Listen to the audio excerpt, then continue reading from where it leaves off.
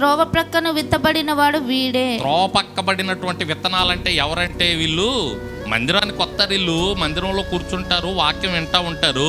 అయితే బయటికి వెళ్ళగానే దుష్టుడు వచ్చి వీళ్ళలో నుంచి వాక్యాన్ని తీసుకెళ్ళిపోతాడు. దుష్టుడికి అవకాశం ఇస్తారు. వాక్యం దారిని అంటే అంటుంటారు, ఈ చెవితో విని ఈ చెవితో వదిలేస్తారంటారే, అలా అన్నమాట. ఇక్కడ వింటారు, దుష్టుడు రాగానే ఈ చెవితో వెళ్ళిపోతాయి. ఇక మనకు గుర్తుండవు, దేవుని మాటలు గుర్తుండవు. అందుకనే మీకు నేను చెప్తున్నా, వాక్యాలు జాగ్రత్తగా మనకు దొరుకుతున్నప్పుడే జాగ్రత్తగా వినండి, మీ హృదయాల్లో పెట్టుకోండి. భవిష్యత్తు ఎలా ఉంటుందో తెలియదు, రేపేం జరిగిద్దో తెలియదు. మనం అసలు వాక్యాలు ఎలా ధ్యానం చేస్తామో చేయమో కూడా తెలియదు.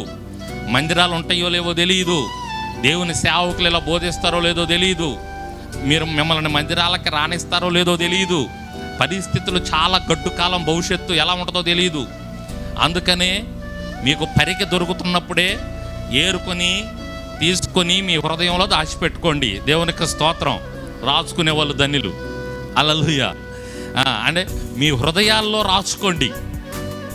మీ హృదయాల్లో మాటలు, దేవుని మాటలు కొన్నైనా జాగ్రత్తగా తీసుకొని పెట్టుకోండి. అట్లా ఈ చెవిని ఈ చెవితో వదిలేసేటట్టు ఉండబాకండి. భవిష్యత్తులో వాక్యం దొరికిద్దో దొరకదో.